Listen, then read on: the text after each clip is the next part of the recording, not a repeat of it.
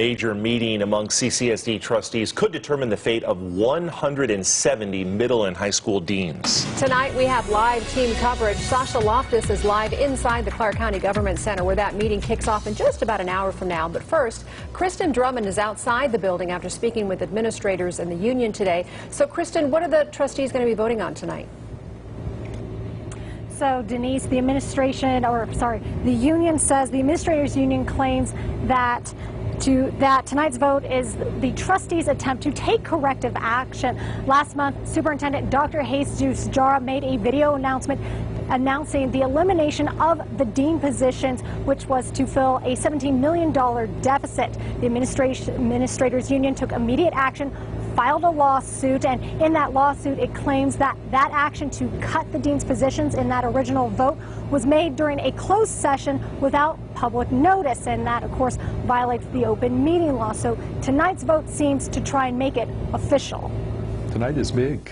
Very big, maybe one of the biggest trustee meetings that we've had for a long time. A big meeting with a lot at stake. We hope that trustees will take the opportunity to correct what they approved in the unlawful closed session. The trustees' decision tonight determines whether or not to eliminate 170 dean positions from the district. If they vote, of course, to not take that action, then our deans are going to go back to work. School's going to open the way it would normally do so. If they vote to still eliminate the deans, that's still going to require legal action. But Stephen Oxberger with the administrators union seems confident trustees will vote no. He says two trustees, Chris Garvey and Linda Young, admitted to the union their opposition to cut deans, and he suspects Linda Cavazos does as well. Oxberger says Cavazos called him about inaccuracies in a dated June 11th letter he wrote to union members about the dean elimination. I said, tell me how we correct it. She said, I can't because it was a closed session and there was a vote taken, but just know your information is incorrect.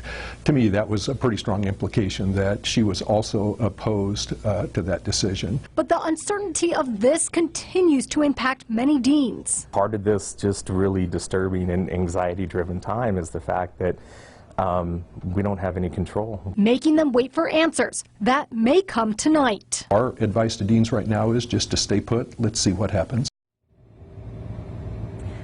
Last month, all secondary principals unanimously voted a vote of no confidence in Dr. Jara, which was the first time that had happened in 40 years. So we may be hearing from those principals tonight about why these deans are so important for their schools. Back to you. Kristen, let's back up for a second. Earlier this week, a judge kept a temporary restraining order in place that blocked the district from eliminating those dean positions. What happens if the trustees follow through with eliminating those jobs tonight?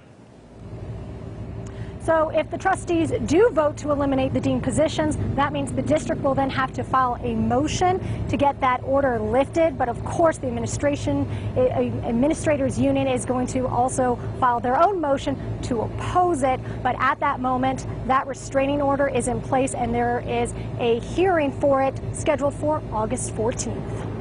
Right, and of course 2 days after school starts. Thanks so much, Kristen.